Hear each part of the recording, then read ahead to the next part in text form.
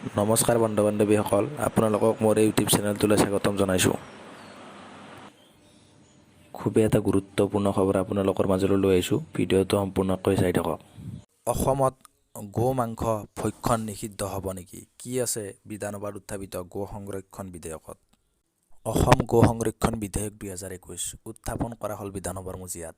এই বিধেয়কখনত অসমৰ ভিতৰত গৰুৰ সৰবৰাহ, অন্য ৰাজ্যৰ পৰা অসমলৈ গৰুৰ সৰবৰাহ, অসমৰ পৰা অন্য ৰাজ্যলৈ গৰুৰ সৰবৰাহ আৰু অন্য ৰাজ্যৰ পৰা অসমৰ মাজেৰে অসমৰ বাহিৰৰ ঠাইলৈ গৰুৰ সৰবৰাহত নিষেধাজ্ঞা আৰোপ কৰা হৈছে।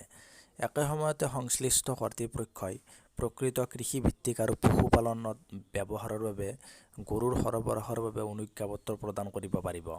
Prevention of cruelty to animals act 1960 অধীনত গৰু চৰাবলৈ নিবলৈ কোনো কৃষি পথাৰলৈ নিবলৈ বা পশুপালনৰ বাবে কোনো অনুমতি নালাগে।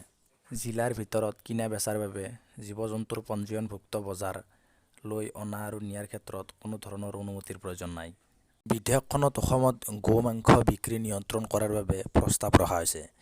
হিন্দু, শিখ, জৈন আদিকে ধৰি অন্য সকলো গো মাংস ভক্ষণ নকৰা সম্প্ৰদায়ৰ লোক অধ্যুষিত অঞ্চলৰ 5 কিলোমিটাৰ ব্যাসাৰ্ধত গো মাংস বিক্ৰী নিষেধ কৰা হৈছে।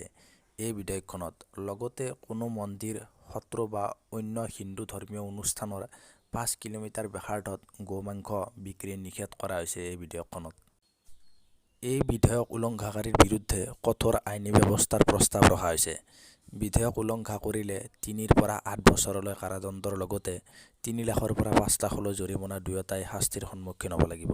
উত্থাপিত অসম গো সংৰক্ষণ বিধেয়ক 2021 অসমত গো মাংস ভক্ষণত কোনো ধৰণৰ নিষেধাজ্ঞা আৰোপ কৰা নাই।